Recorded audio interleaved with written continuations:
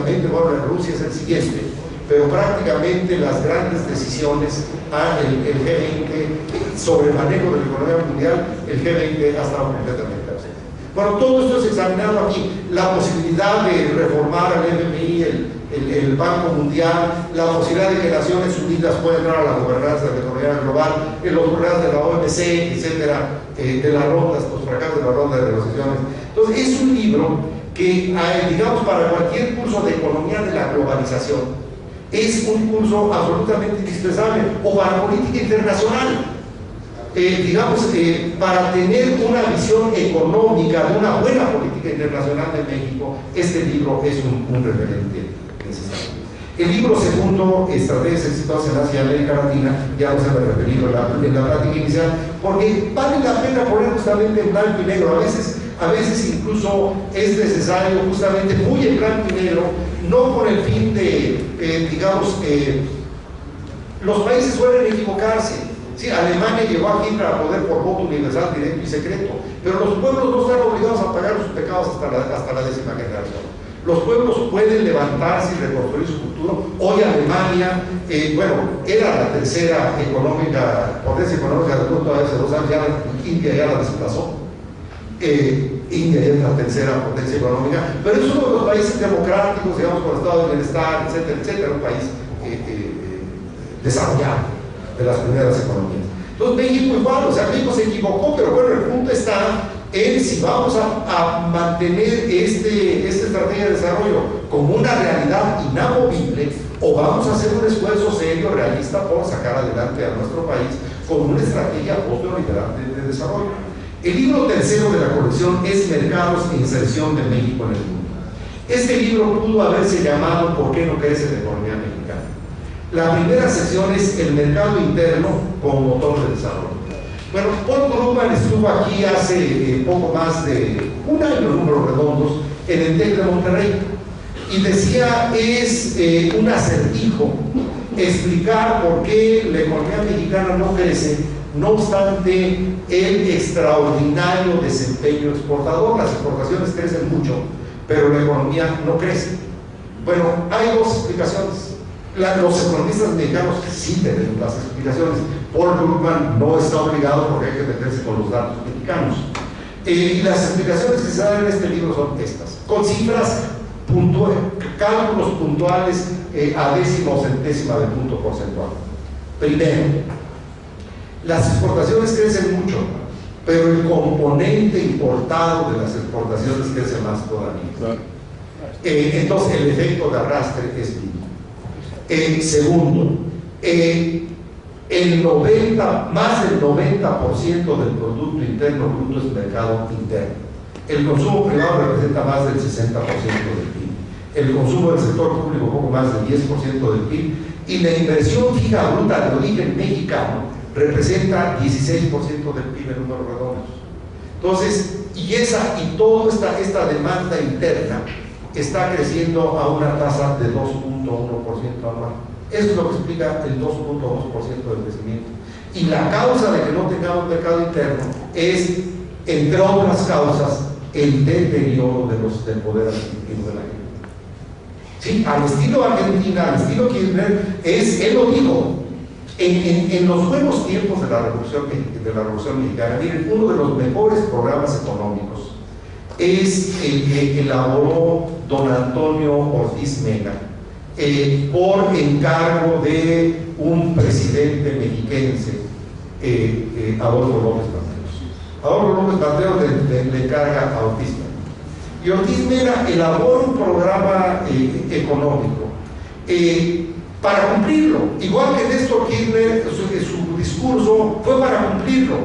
Y una de las metas que planteó Ortiz Mena fue elevar el nivel de bienestar de los mexicanos, mejorar la distribución del ingreso entre los factores de la producción. Y entonces dice en su texto, después publicado, primero fue publicado en Comercio Exterior como artículo, y luego en el libro que publicó el Desarrollo Estabilizador que les publicó el Fondo de Cultura Económica, y en uno de los anuncios él dice, Para mejorar la distribución del ingreso entre los factores de la producción, los salarios tienen que crecer, no solamente, si crecieran igual que la inflación, bueno, manteníamos el poder adquisitivo simplemente. Tiene que crecer un poco más. Si crecieran más que la inflación, más la productividad, estaríamos manteniendo igual la distribución factorial del ingreso. Entonces tiene que crecer más todavía que la suma de la inflación y la productividad. Y se hace. ¿Sí? Los salarios crecen extraordinariamente en la época de López Mateos y de Díaz Ordaz, cuando don Antonio Ortiz Mena estuvo al frente de la Secretaría de Hacienda. Entonces, igual aquí no es un milagro económico, digamos, son decisiones. Si el decreto automotriz decretado en tiempos de Ortiz Mena, de López Mateos, teníamos una industria automotriz con 95% de componentes nacionales. Pero bueno, en este libro también vemos el tema de las políticas de competencia y regulación de mercados. Hay una colaboración aquí de un colega del TEC de Monterrey. Bueno, por cierto, aquí hay varios colegas del TEC de Monterrey, debo decir también en esto. Aquí habemos economistas de todas las instituciones académicas del país. Desde luego, UNAMITAS, Universidad de Guadalajara, una gran cantidad de colegas de la Universidad de Guadalajara, de diversas instituciones, universidades estatales, desde luego del IPN, de la Universidad Iberoamericana, del Colegio de México, del INIFAP, en fin, colegas de todas las instituciones, o casi todas las instituciones académicas del país donde se hace investigación. Bueno, aquí hay un artículo sobre competencia donde se muestra cómo los mercados de bienes monopólicos o oligopólicos representan, por una parte, representan más del 30% de nuestro gasto en promedio, si pagamos sobre el precio, pero además son tremendamente regresivos. Los pobres usan más esos artículos, bienes o servicios monopolizados u oligopolizados. Bueno, esto se muestra aquí y desde luego se muestra también el trapito. En todos es el diagnóstico y la solución. Hay una colaboración extraordinaria de Jorge Wittker del Instituto de Políticas de la UNAM, digamos, sobre las leyes de competencia, que hacen materia de leyes de competencia para poner, digamos, coto a los poderes. La visión general que se asume es un México para todos, podríamos decir que es parte de la filosofía de la colección de los 18 volúmenes, de los cuales han salido 15 hasta el momento. Una filosofía crucial es un México en donde todos quepamos, en donde quepa Carlos Slim, en donde quepan todos los hombres de fortuna, Aurelio Servig, etc., pero donde no se descobije. También porque si podemos definir de un modo el comportamiento de la economía mexicana, es que la cobija del PIB no ha crecido en términos per cápita, pero se ha jalado para un lado. Entonces, bueno, se trata de un México como en los buenos tiempos cuando uno ve, y esto lo aducimos en uno de los volúmenes en el libro 11 de la colección de análisis estratégico, como las tasas de acumulación de capital en tiempos de Ortiz Mena son de las más altas de la historia. Sí, un país que crece, que genera riqueza para todos. Pero el mercado interno, uno puede decir, Japón, una archipiélago de 370,000 kilómetros cuadrados, pues solamente pudo crecer o desarrollarse pensando en las exportaciones. No, el mercado interno es crucial. Las exportaciones de Japón oscilan entre el 13 y el 15% del Producto Interno Bruto. México 30%, Estados Unidos no ha pasado del 10%. ¿Sí? La clave, Clinton estuvo aquí en México para decirnos el mercado interno, ninguna economía como la puede funcionar sin mercado interno. Entonces, este es uno de los temas de ABC. Y mercado interno quiere decir poder de compra. Por eso la distribución del ingreso, el coeficiente de Gini de distribución del ingreso en Japón, Corea del Sur, etcétera, es muy similar al de los países europeos. En China no es bueno el coeficiente de Gini, pero se ha reducido dramáticamente la pobreza. De hecho, los datos que han salido de salarios manufactureros, los salarios en Shanghái son mayores que los salarios manufactureros de México. La encuesta mundial que realiza la Asociación de Bancos Suizos, varias ciudades chinas están arriba que México. Bueno, entonces la clave es, si quieres crecer tienes que tener mercado interno. Bueno, hay un libro, este libro de políticas macroeconómicas para el crecimiento sostenido, su primera sección es políticas de banca central para el desarrollo con estabilidad. Y aquí abre esta sección un trabajo sobre las políticas de banca central aplicadas por Estados Unidos, bueno, y algunos países europeos, pero todo el complejo de políticas de banca central, que solamente un experto en depresiones como Ben Bernanke pudo haber ideado. Además, sabían que el mundo estaba al borde de una gran depresión y entonces no había más que actuar, ¿sí? Obama, etcétera. El primer paquete muy pequeñito viene desde tiempos de Bush, pero luego la energía de Obama, etcétera.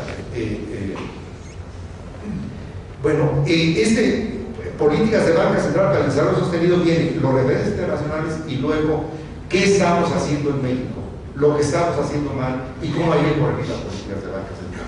Entre otros, otorgando un mandato al Banco Central, ampliando el mandato, ampliar el mandato del Banco Central para otorgarle responsabilidad no nada más sobre la inflación, sino también sobre el crecimiento y el empleo. ¿Y cómo hacerlo? Porque aquí lo importante es el instrumental para economistas. Por eso comentaba yo que un buen curso de macroeconomía debe tener en cuenta este libro. La segunda sección es responsabilidades macroeconómicas de la hacienda pública. Y ahí entendemos responsabilidades macroeconómicas no como se entiende en la ley federal de responsabilidad hacendaria, sino como las responsabilidades de la hacienda pública para mantener el crecimiento económico sostenido, financiar la educación, infraestructura, etcétera, y al mismo tiempo mantener un balance fiscal equilibrado para no tener que pedir prestado, ¿sí? Puede pedirse prestado estar en una recesión de manera temporal, pero no puede plantearse como una estrategia.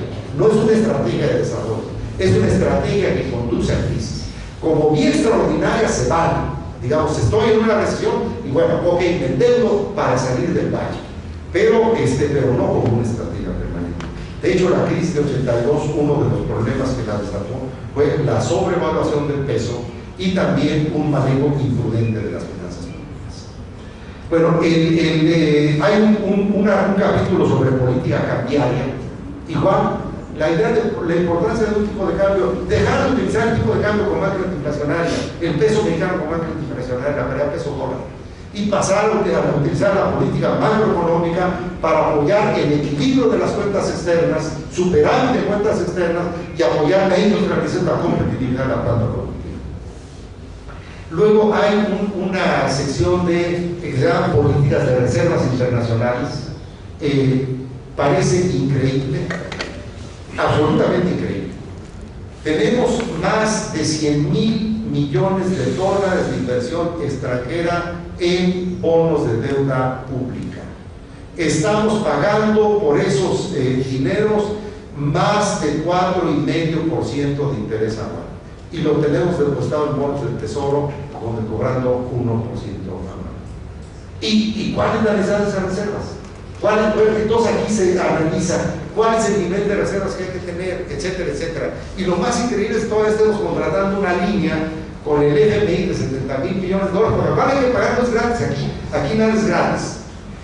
Cuando lo que hace es alentar la especulación, precisamente esas inversiones especulativas, que espérense, en cualquier calambre de la economía mexicana, así como entraron, se van. Ya tuvimos la experiencia de los tesobonos y parece que no, o cuando menos algunos no asimilan.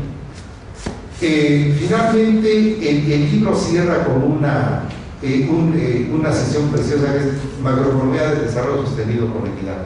Aquí nos permitimos, en algunos casos, el 97% de los trabajos están hechos por colegas mexicanos. pero en algunos casos nos permitimos invitar a algunos extranjeros cuando eran temas, digamos, sí de reflexión. Y en este caso invitamos al economista brasileño Luis Carlos Pérez Pereira, que nos hace una reflexión sobre el viejo estructuralismo, el neoestructuralismo y lo que tenemos que pensar en un nuevo pensamiento latinoamericano, un artículo genial. El quinto volumen es Reforma Fiscal Integral. La primera sección se llama Eficiencia y Probidad en el ejercicio del gasto público. Si quiero hablar de reforma fiscal integral, primero tengo que asegurar que los dineros se van a gastar bien. Y entonces el tema de la transparencia, la rendición de cuentas, la auditoría social, está analizado tanto a nivel federal como a nivel local. ¿Cómo está la norma, la legislación y cuál es el cumplimiento real? La brecha, obviamente, como todos ustedes saben, es enorme. ¿Y qué hacer para cerrar la brecha, para corregir, para tener un mejor manejo? Consideramos indispensable empezar por ahí. O sea, si queremos hablar de reforma fiscal, lo primero es asegurar que cada peso que aporten los contribuyentes mexicanos se va a gastar con probidad. Segundo, responsabilidades macroeconómicas de la hacienda pública. O sea, justamente una responsabilidad esencial es el crecimiento sostenido. La segunda es ¿para qué recaudar? Perdón, ¿para qué recaudar? Aquí entran las responsabilidades macroeconómicas, pero entran también las obligaciones, digamos, en otro de los libros se habla de, por ejemplo, el estado de bienestar.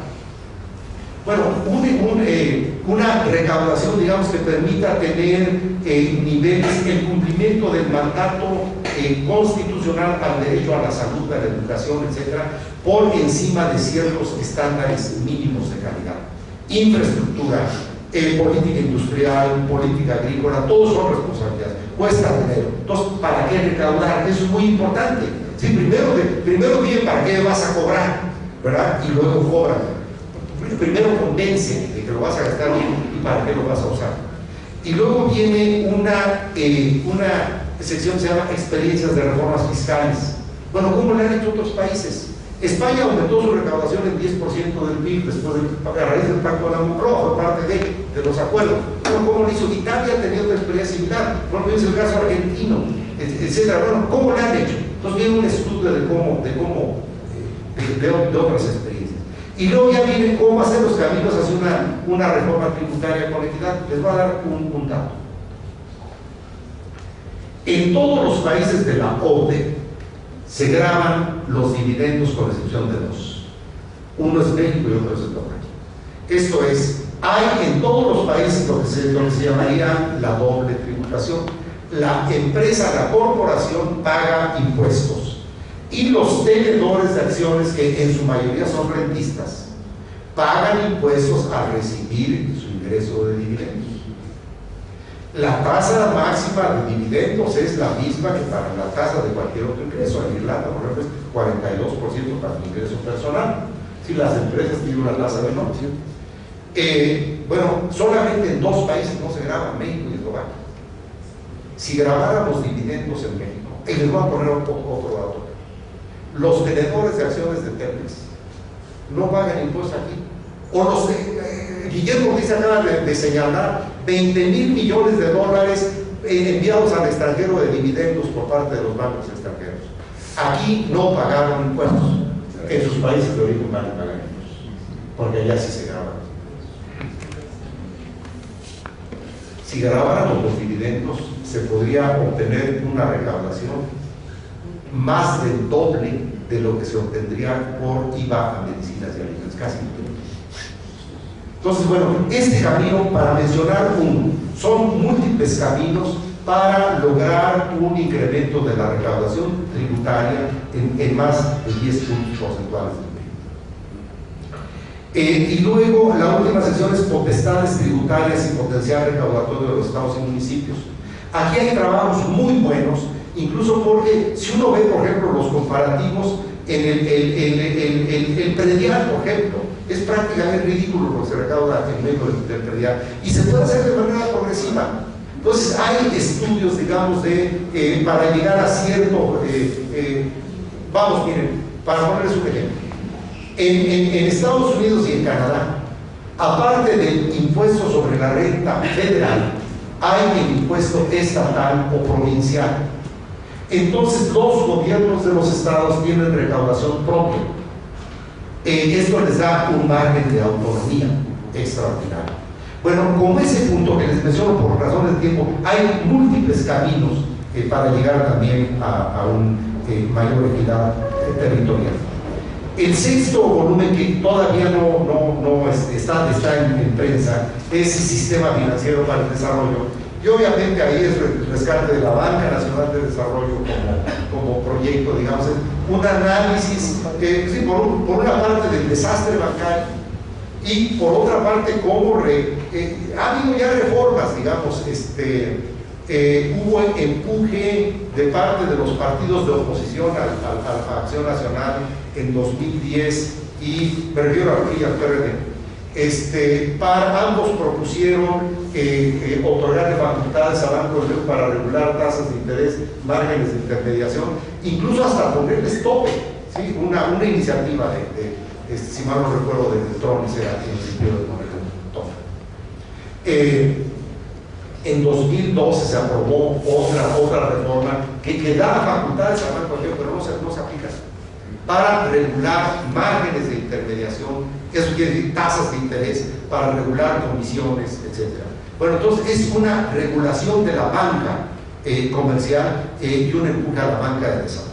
Este libro lo tenemos en prensa, desde luego se examina datos que mencioné inicialmente, realmente tenemos nuestro nivel de crédito al sector privado anda abajo de Mozambique, a la altura de Malí, ¿sí? De países africanos. ¿Sí? Una economía no puede crecer, sabemos que el sistema financiero es como la sangre de una economía. Entonces, no puede funcionar nuestra economía de esa manera. Bueno, el libro 7 se llama Nueva Estrategia de Industrialización.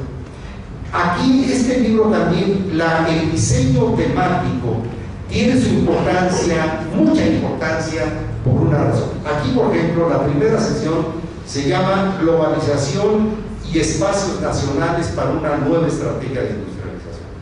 Bueno, aquí el primer artículo da cuenta de cuáles son las políticas, estrategias de industrialización de los países para insertarse en la economía global. ¿Cuáles son los márgenes de maniobra que permite la OMC, digamos, los aceptados por la OCDE? Cómo, digamos, algunos aparentes candados son burlados por Estados Unidos y otros países exitosos, etcétera. Y el papel de las industrias de alta tecnología, cómo la India puede entrar a industrias de alta tecnología. De hecho, el desarrollo indio es en gran parte en base a industrias de alta tecnología, cómo la densidad de capital por persona ocupada es incluso menor en industrias de alta tecnología que en muchas de las convencionales. Por ejemplo, un empleo en la industria textil es carísimo, y en cambio en la industria electrónica es mucho menor que en la textil o en la industria farmacéutica. Bueno, entonces esto es muy importante. Hay dos colaboraciones aquí muy buenas, que plantearían, digamos, como el marco internacional para diseñar una buena estrategia de industrialización en México. Luego, la segunda sección es direcciones e instrumentos de una nueva estrategia de industrialización. Desde luego, en cada uno de los, digamos, hay trabajos de gente que tiene muchos años trabajando cada uno de los temas, ¿no? ¿Cuáles serían los instrumentos de una nueva política industrial para México? Entonces, digamos, aquí viene desde cuáles son las industrias que pueden desarrollarse en México, los instrumentos de política industrial, los trajes a la medida que se pueden hacer para desarrollar ciertas industrias. En un libro que publicó Robert Wade sobre los milagros asiáticos, particularmente se refiere a Japón, Corea del Sur y Taiwán. Contra la visión, digamos, neoliberal llevada al extremo por aquella expresión de Serra Puche, de la mejor política industrial es no tener política industrial. Había otra expresión que decía, bueno, el Estado no tiene que intervenir en política industrial porque significa que vas a escoger ganadores. Y dice Robert Wade, esto es inexacto. Los japoneses, los coreanos, en muchos ámbitos no escogieron ganadores, crearon a los ganadores porque no había esas industrias, los crearon. Entonces, ¿cómo hacer trajes a la medida para desarrollar áreas industriales? Por una parte, reconstruir nuestro tejido industrial, destruido por importaciones, reconstruir nuestro tejido industrial, y por otra parte, entrarle en campos donde, miren, si la industria mexicana creció a una tasa de 7% anual durante medio siglo en números redondos, quiere decir que no nos falla. Es decir, si México tuvo ese milagro económico, quiere decir que no es un problema de debilidad intelectual de los mexicanos, de capacidades de trabajo, etcétera, etcétera. Es un problema de estrategia. Una estrategia acertada nos permitió tener un buen proceso de industrialización. De hecho, hay un dato curiosísimo. Entre los años, mediados de los años 60 y principios de los 80, la tasa de crecimiento de las exportaciones manufactureras es mayor que de 83 a 2011. Esto quiere decir que aquel modelo de industrialización estaba generando capacidades competitivas para incursionar en los mercados internacionales. Bueno, entonces todo esto está examinado instrumento por instrumento. Luego hay un tema muy importante, es que hay políticas de innovación, productividad y competitividad. ¿Sí? La innovación, recuérdense, ¿sí? Finalmente el crecimiento del ingreso nacional es función de la productividad, y la productividad es función de la innovación. ¿Sí? Entonces, bueno, esto tratado igual de manera muy conductual. Luego, la industria maquiladora, digamos, ¿qué hacer con la industria maquiladora? Los coreanos tuvieron la industria maquiladora, pero la subordinaron a una estrategia de industrialización. Los chinos también, etcétera. Bueno, ¿qué hacer? Y luego,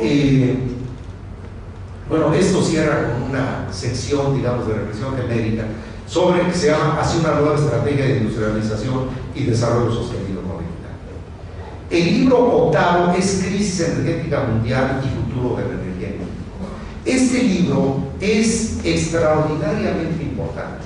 El planeta está cruzando por una crisis energética mundial que tiene dos manifestaciones. Por una parte, el encarecimiento del petróleo. Recuerden que el petróleo estaba abajo de $30 por barril y ahorita anda en 100 o más dólares por barril y va a estar a $148 por barril. Bueno, esa es una manifestación. Otra manifestación de la crisis energética mundial es que, así como Estados Unidos, un ingeniero estadounidense que trabajaba para una petrolera de apellido Hoover, descubrió un fenómeno que lleva su nombre, se llama el pico de Hoover. Los países tienen una especie de campana donde la producción petrolera va creciendo y luego decae. Él pronosticó que en 1970 sería el pico en Estados Unidos y Latino. Él pronosticó que en 2000 sería el pico mundial del petróleo convencional, le falló por 6 años. La Asociación Internacional de Energía reconoce 2006 o 2007 como el pico. México tuvimos el pico en 2004. Sacar un barril de petróleo de Cantarell nos costaba $6. Sacar un barril de petróleo de aguas profundas nos cuesta cuando menos $60. Estas son dos expresiones. La otra expresión es los gases de invernadero y el cambio climático. ¿Sí? El consumo de combustibles fósiles en particular está provocando el cambio climático.